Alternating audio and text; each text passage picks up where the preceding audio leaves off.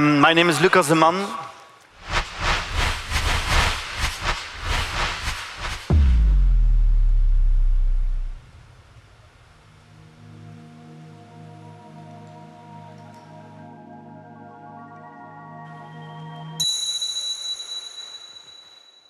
When I was 15 years old, my parents told me, Lucas, because they know my name, they said, Lucas, you can do and be anything you want.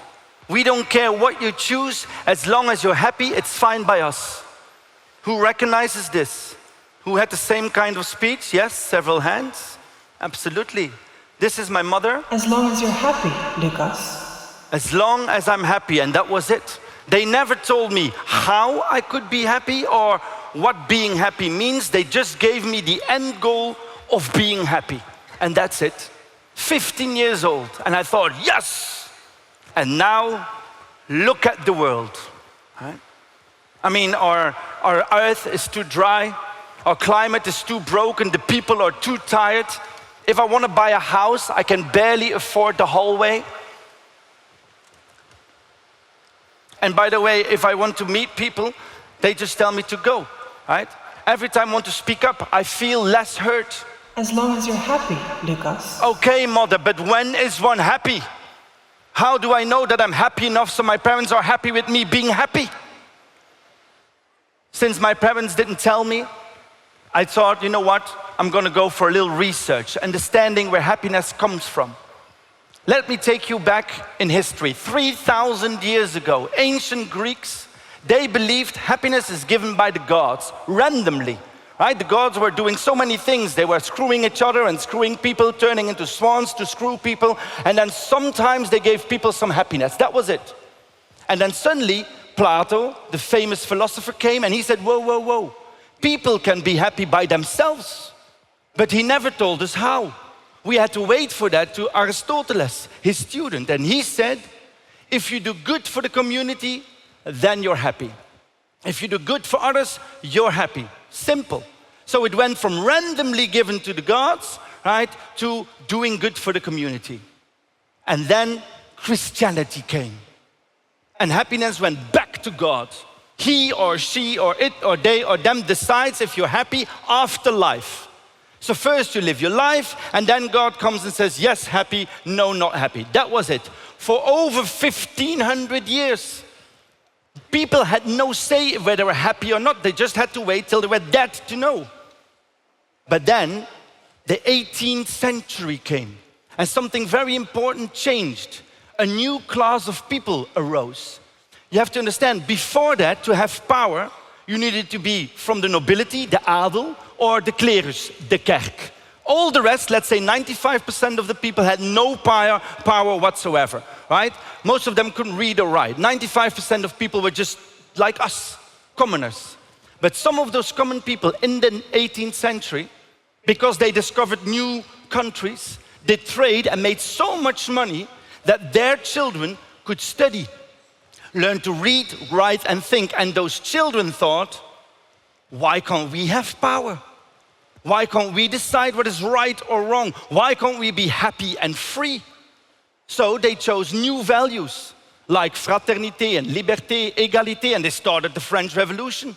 They kicked out the Brits and they wrote the Declaration of Independence of America. And in that declaration it says, and I'm going to quote now, here it comes, every man has the right to life, liberty, and the pursuit of happiness. What? People can choose to be happy themselves, not God or community. Now for us it's logical, right? But you have to understand, back then it was mind-blowing. First time ever in the history that it was written down that you could be happy by yourself. 250 years ago. And by happiness they meant wealth and freedom. Freedom so that you can speak like we do now, that you have a place in power, and wealth that you can have a roof above your head and food and no worries. So 250 years ago, our ancestors fought for more freedom and more wealth so that we would be more happy.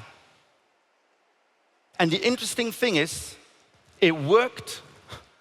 The pursuit of happiness worked. You have to understand, for the past 250 years in the West, Every generation became more wealthy and more free. Every generation, right?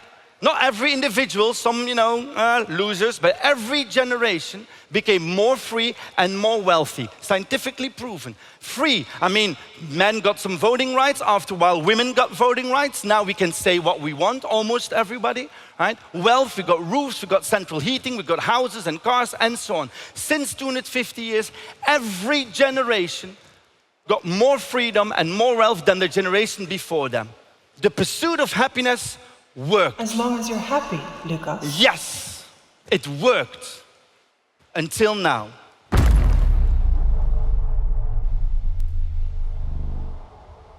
Oh, I love the dramatic effect. Yes. Who here is under 45 years old? Can I see some hand? Under 45? Oh my God. Congratulations. We are the first generation in 250 years that will have less freedom and less wealth than our parents' generation. Yes, yes, I know. The first in 250 years. It's not my opinion, it's scientifically proven. And if you don't care about science, I know some of you don't care about it, just look around you, right? Our democracy is this joke of populists left and right. Our economy officially is booming if you listen to the news. But if you look closely, what you could buy in the 80s with one mid-income wage, for the same now, you need 2 of those wages. And still it will be kile, as we say, right? The people that used to be abused by us, so that we could gain from them, finally stand up and say no longer. No, we want a piece of the cake. And all our resources are drying out. So if you look very closely, you can see that after 250 years, the myth of forever more is over. As long as you're happy, Lucas. But our parents made us a promise, right? Our parents promised us, if you study well and you work hard, you will get a house, a job, freedom, wealth, and you will be happy. That was the promise. But nowadays, you can study and work your ass off and still have no house, no real career, no freedom, no way, no say. As long as you're happy, Lucas. It's all crumbling down, but we all still hold on to this myth of complete control.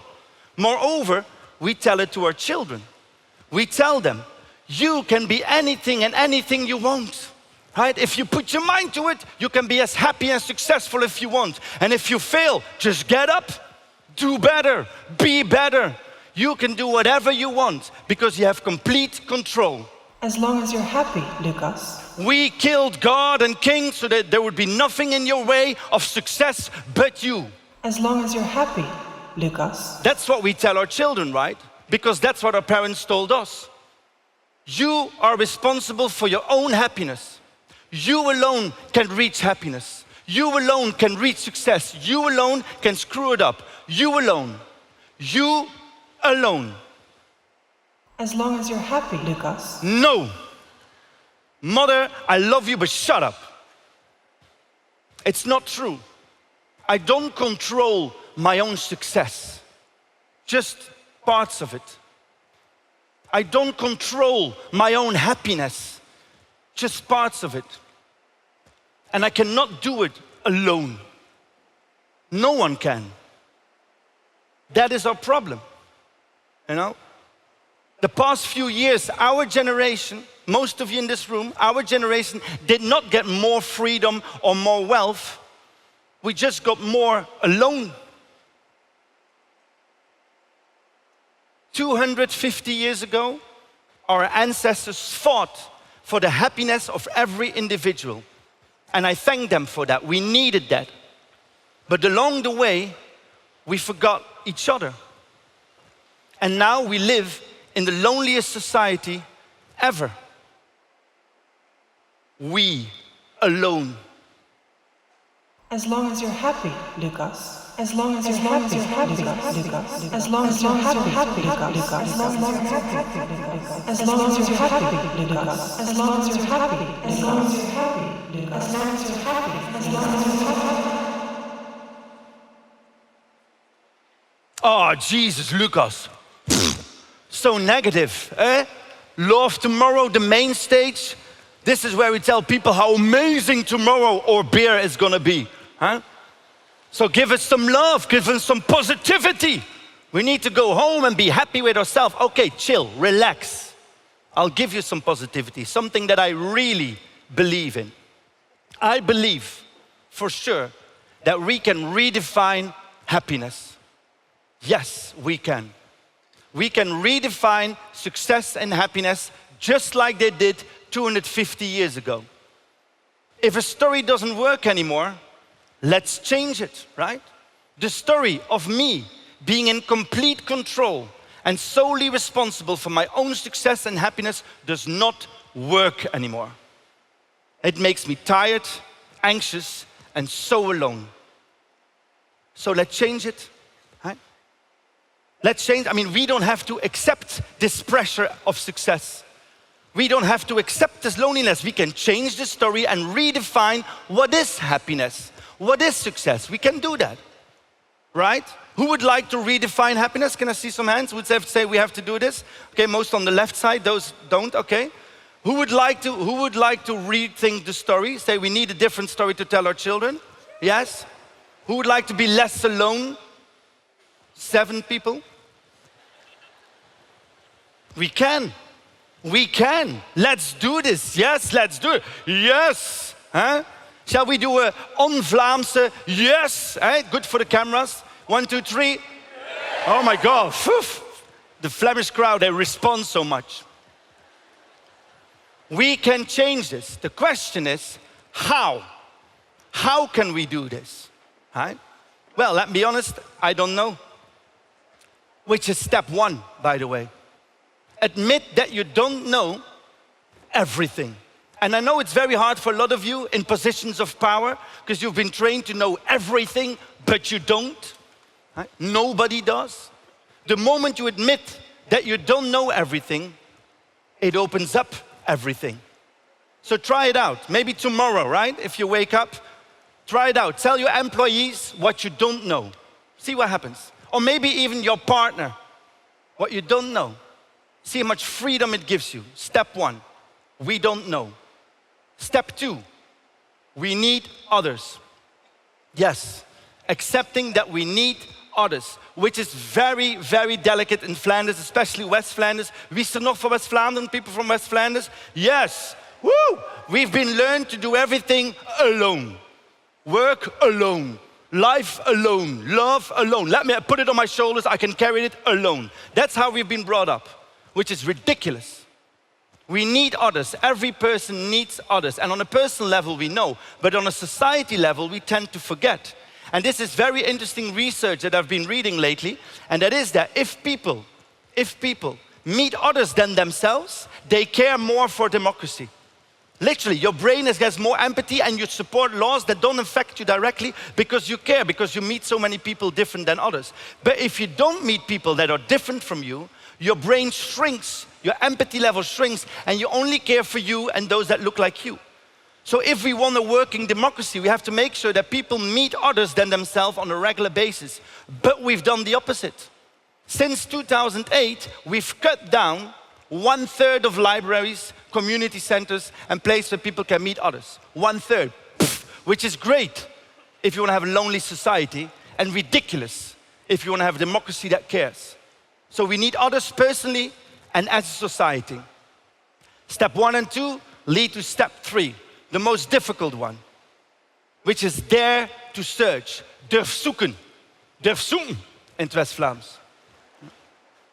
Not only in words, searching, but also in actions. Or as we know it in Belgium, not only blah blah, also boom boom. Dare to search. And on a personal level, you know, but for many organizations here, that's what we never do. Right? We want to know everything. But the moment you dare to search means that you stop and think, what is really important? How do we get there? Really important. What choices do we make? Who do we need for more information? This is searching on the high level. We need it if we want to rewrite the story. So 3 steps, very simple. But I feel in the room, some deers looking at headlights. Going like, okay, Lucas, but where do I begin? I go away from love tomorrow. After 1 hour, I find my car back. I go home, and tomorrow, what do I do?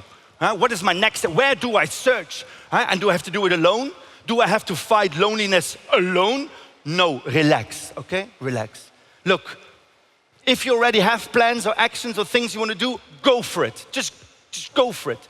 But if you're searching, if you don't know yet, if you don't want to do alone, tap into what is already there. Because there's so much happening already. 3 months ago, which is by the way the reason that I'm here, I wrote a book called Waar gaat het heen en wat kan ik doen? It's in Dutch. Where is it going? What can I do? In that book, I give hundreds of examples of companies and movements and peoples that already are changing the story and redefining happiness. It's already happening. For example, for example, I talk about the Reclaim the Social movement, Reclaim the Public Space movement, which is everywhere in Europe. And these are different organizations taking back the space, taking back, the streets so that children can play. They organize themselves online in apps where you can join and lend stuff from your neighborhoods, ask for advice, They organize cafes and meetings and so on, so that people can actually meet each other, not waiting for government, doing it ourselves. I talk about in the book about organizations, which is a very interesting trend right now, that don't go for profit. They still have profit, but the end goal is not profit. The end goal is taking care of people. Employees that get a part of the power. There are so many organizations now that say no longer profit for a few shareholders that nobody knows where they live, but really go for the people. And you can choose to work for companies who don't give a damn or for companies who do give some damn. You can choose, and I help you in the book how to do that. I also talk about the lawsuit. I don't know if you heard about it. In Holland, and this is new in history, there's now a lawsuit being prepared by 100 mental health professionals against the government for neglecting the mental health of the people. 100 professionals say, fuck you government, you have to take care of your people better. The judge is deciding the next few months if they will accept it or not. If they do, this would be a first in history. I talk about so many things in the book. I could go on for hours, but they only have 2 minutes and 12 seconds left. So if you want more inspiration, read the book, okay? But for now, I want to tell you this. It's already happening. The good news is the changing the story and the redefining happiness is already in full motion. And you can choose to just watch and wait, which is okay, or you can join and help. And life will not be less difficult or complex if you do, but at least you don't have to do it alone. Not anymore. So for those here who ask themselves, will there be love tomorrow, Lucas? I tell you this. If we accept that we don't know and need others, and if we dare to search in words and actions, then there will be so much love tomorrow.